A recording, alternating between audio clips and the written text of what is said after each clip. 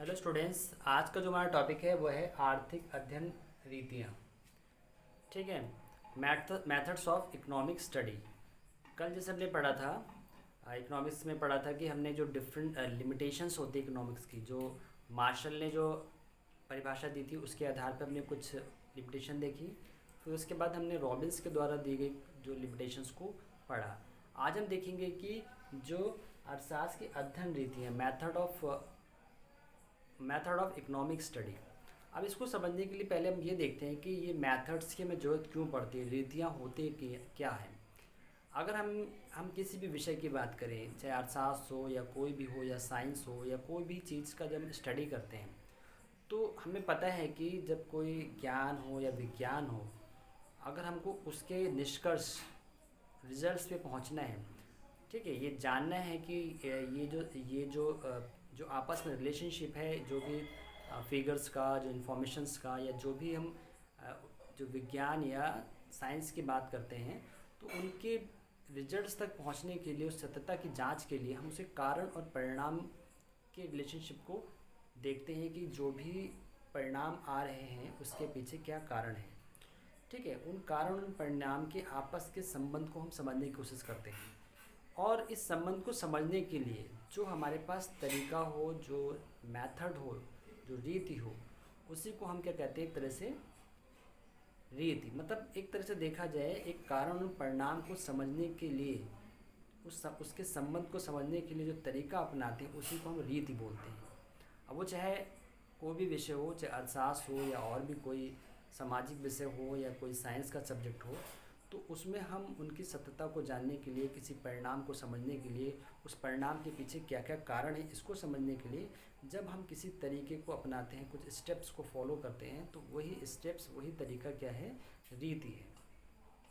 तो उसी तरह हम जब अर्थशास्त्र की बात करते हैं तो अर्थशास्त्र में भी जो भी सिद्धांत हैं, जो भी थ्योरीज हैं, तो वो भी हमें क्या बताती हैं, एक तरह से उसमें जो भी कारण और परिणाम के बीच संबंधों को स्थापित करने के लिए जो भी हम तरीका अपनाते हैं अर्थशास्त्र में, वही क्या होती है, हमारी आर्थिक नीतियाँ होती हैं। तो अब हम देखेंगे कि वो अर्थशास्त्र में वो आर्थिक नीतियाँ कौन कौन सी होती हैं और उसको समझने की कोशिश करते हैं। आर्थिक नीतियाँ क्या होती हैं उसको समझने के लिए हम एक इसकी मीनिंग समझते हैं, क्या मतलब है यहाँ पे। वे उपाय जिनकी सहायता से हम आर्थिक निष्कर्षों का निर्माण करते हैं, उनकी सत्यता की परख करते हैं और आर्थिक घटनाओं की खोज करते हैं। तो मतलब क्या हुआ, वे उपाय हैं जिनकी सहायता से हम आर्थिक निष्कर्षों का निर्माण करते हैं, उनकी सत्यता की परख की जांच करते हैं। तो आर्थिक रीतियों से क्या मतलब है कि वो उपाय जिसके अनुसार हम क्या कर रहे हैं, आर्थिक निष्कर्षों का निर्माण करते हैं। आर्थिक निष्कर्ष निकालना, देखिए किसी भी चीज़ का निष्कर्ष निकालने के लिए हमारे पास कोई ना कोई तरीका, मेथड होना ही चाहिए। हम उसको अपने मन से कोई निष्कर्ष, जैसे कि हम सिंपल अगर कोई क्वेश्चन अगर हमको सॉल्व करना है तो हमको कोई ना कोई फॉर्मूला पता होगा, तभी हम उस आंसर को निकाल पाएंगे। उसी तरह हम आर्थिक जो सिचुएशंस आती हैं, आर्थिक जो घटनाएं होती हैं, जैसे कि रोजगार है, आपका उत्पादन है,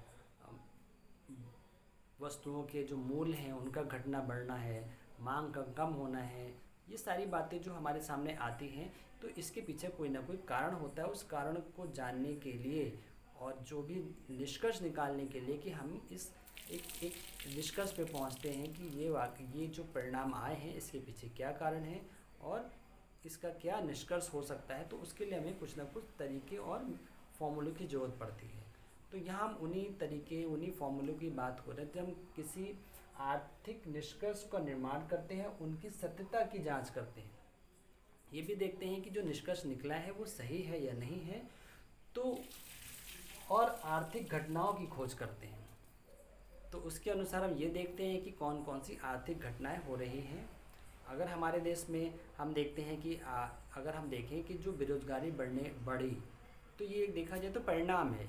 तो उसके पीछे कारण क्या हो सकता है, या जनसंख्या बढ़ रही है, या हम कह सकते हैं कि हमारे यहाँ जो एजुकेशन का जो स्तर है वो उतना अच्छा नहीं है। तो इस चीज़ को जानने के लिए, इसका निष्कर्ष निकालने के लिए, सत्यता की जांच करने के लिए जो भी तरीके हम अपनाते हैं, जो उपायों को अपनाते हैं, उसी को हम कहते हैं आर्थिक नीति बोलते हैं। अब हम देखते हैं कि जो आर्थिक नीति है उसकी एक जो परिभाषा है, जो एक अर्थशास्त्री हैं कोसा, उनके द्वारा एक परिभाषा दी गई है आर्थिक नीतियों की। क्या है? रीति शब्द का अर्थ उस तर्कपूर्ण प्रणाली से होता है जिनका प्रयोग सच्चाई को खोजने या उसे व्यक्त करने के लिए किया जाता है। तो कोसा ने एक परिभाषा दी है, रीतियों को समझाने की कोशिश की अपनी परिभाषा में। उन्होंने क्या बताया है कि रीति शब्द का अर्थ उस तर्कपूर्ण प्रणाली से है, एक ऐसी प्रणाली जो तर्कपूर्ण है, जो ये जांच करती है, लॉजिकल एक मेथड है, जो भी हमारे पास फैक्ट्स एंड फिगर्स होते हैं उनको रख कर उसका एक लॉजिकल उसको चेक करना, उसको देखना, उसके निष्कर्षों पे पहुंचना, जिनका प्रयोग सच्चाई और खोजने या उसे व्यक्त करने के लिए किया जाता है। तो यहाँ पे वो क्या बताने की कोशिश कर रहे हैं कि रीति क्या है? एक तर्कपूर्ण प्रणाली है। रीति क्या है? एक तर्कपूर्ण प्रणाली है जो क्या करती है? जो सत्यता की जांच करती है, जो देखती है कि जो भी हमारे पास जो रिजल्ट्स आए हैं, जो निष्कर्ष आए हैं, जो भी इंफॉर्मेशन मिली है वो कितने हद तक सही है या गलत है, और उस निष्कर्ष पे पहुंचने के लिए हम उन तर्कपूर्ण प्रणाली का प्रयोग करते हैं। उसे ही उन्होंने क्या बताया है? रीति बोला है। ठीक है, वही क्या होती है? आर्थिक रीतियाँ होती हैं। अब हम देखते हैं कि अर्थशास्त्र में जो रीतियाँ दी गई हैं, वो जो आर्थिक रीतियाँ बताई गई हैं वो रीतियाँ कौन कौन सी हैं? एक है निगमन रीति और दूसरी है आगमन रीति। ठीक है, निगमन रीति को हम डिडक्टिव मेथड कहते हैं इंग्लिश में, और आगमन रीति को इंडक्टिव मेथड कहते हैं। अब इन दो मेथड्स की सहायता से ही हम जो भी अर्थशास्त्र में जो भी आर्थिक निष्कर्ष जो आते हैं उनकी सत्यता की जांच करते हैं। अब हम इन दोनों ही रीतियों को अलग अलग समझेंगे कि निगमन रीति और आगमन रीति क्या होती है।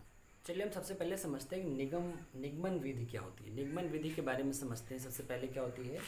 निगमन विधि वह विधि है जिसमें समान सत्य के आधार पर हम किसी एक विशिष्ट सत्य को तर्क द्वारा जानने का प्रयत्न करते हैं। तो यहाँ पे जो बात समझने वाली है वो क्या है? जिसमें हम सामान्य सत्य के आधार पर, ठीक है, सामान्य सत्य के आधार पर हम कहाँ पहुँचते हैं? एक विशिष्ट सत्य को तर्क द्वारा जानने की कोशिश करते हैं। तो हम इस निगमन विधि में क्या देख रहे हैं कि सामान्य सत्य के आधार पर हम किसी एक विशिष्ट सत्य को तर्क द्वारा जानने का प्रयास करते हैं। तो हम यहाँ जानने की कोशिश कर रहे हैं जो निगमन विधि में क्या बताया गया है कि निगमन विधि वह विधि है जिसमें सामान्य सत्य के आधार पर हम किसी एक विशिष्ट सत्य को तर्क द्वारा जानने का प्रयास करते हैं।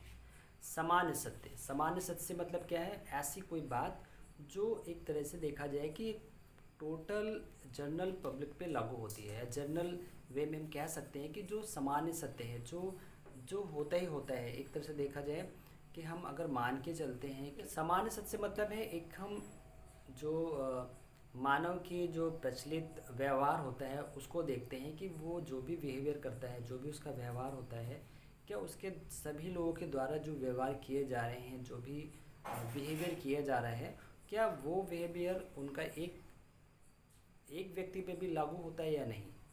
अगर हम कुछ एग्जाम्पल की बात करते हैं, अगर हम ये देखें कि एक सर्वमान्य सत्य जो एक कहा जाए यूनिवर्सल ट्रुथ की बात की जाए, ठीक है, यूनिवर्सल ट्रुथ में हम तो सामान्य सत्य की बात हो रही है। सामान्य सत्य का मतलब क्या हुआ कि हम जैसे कह सकते हैं कि अगर हम कहें कि जीवित रहने के लिए लोगों को सबसे ज़्यादा ज़रूरत क्या होती है? भोजन की होती है। तो जीवित रहने के लिए भोजन की ज़रूरत है, तो हम ये कह सकते हैं कोई एक देश है, अगर उसकी जनसंख्या बढ़ रही है, तो उसकी जनसंख्या बढ़ रही है तो उसको सबसे ज़्यादा ज़रूरत किसकी पड़ेगी? भोजन की पड़ेगी। तो एक सामान्य सत्य है, लोग हैं तो भोजन उनको देना ही पड़ेगा तभी वो जीवित रह सकते हैं। अगर दूसरा एग्जाम्पल दे सकते हैं जैसे कि जैसे कहते हैं मनुष्य एक मरणशील है, मतलब एक व्यक्ति जो मनुष्य है उसकी एक तरह से एक ये यूनिवर्सल ट्रुथ है कि मनुष्य ख़त्म या मरता ही मरता है। तो इस तरह कह सकते हैं एक कोई भी व्यक्ति हो वो कभी ना कभी ख़त्म जरूर होगा, मरेगा जरूर।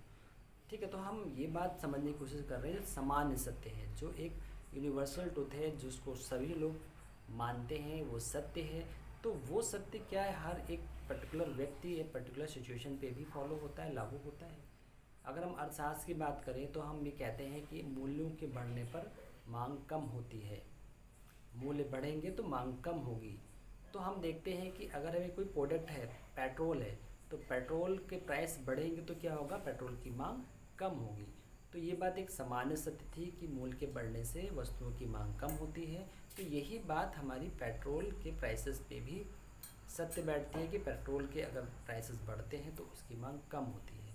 तो यहाँ हमने क्या समझने की कोशिश कर रहे हैं, सामान्य सत्य को एक प्रणाली के द्वारा, एक तर्कपूर्ण प्रणाली के द्वारा हम उसका एक विशिष्ट सत्य, विशिष्ट निष्कर्ष निकालने की कोशिश करते हैं, विशिष्ट सत्य को जानने की कोशिश करते हैं कि जो बातें सब पे लागू होती हैं, जो सभी चीज़ पे लागू होती है, सभी मनुष्य पे लागू होती हैं, तो क्या वो एक वस्तु या एक व्यक्ति पे भी लागू होती है या नहीं। तो इसी को हम बोलते हैं निगमन विधि।